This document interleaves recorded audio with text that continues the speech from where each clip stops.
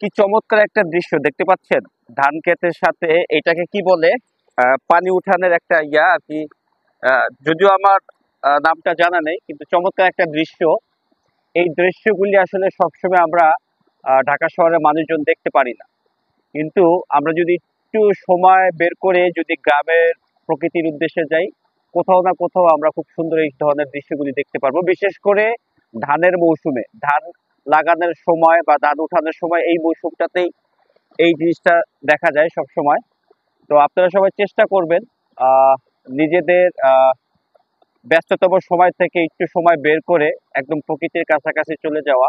প্রকৃতির কাছে গেলেই আপনার মন সবসময় অন্যরকম একটা অনুভূতি যোগাবে, অন্যরকম অনুভূতি যেটা আসলে বলে বোঝাতে পারবো না।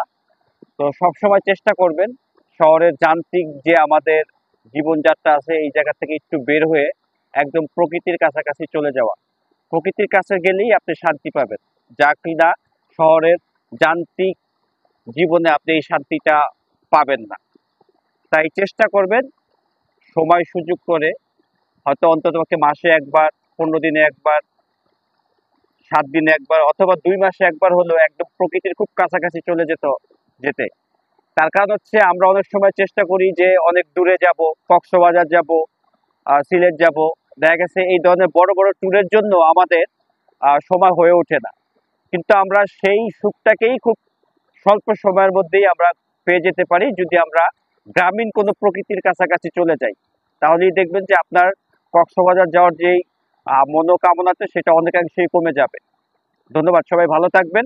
আর এরকম একটা সুন্দর দৃশ্য দেখানোর জন্য আহ অনেক অনেক ধন্যবাদ সবাইকে। ভালো থাকবেন, আল্লাহ হাফেজ।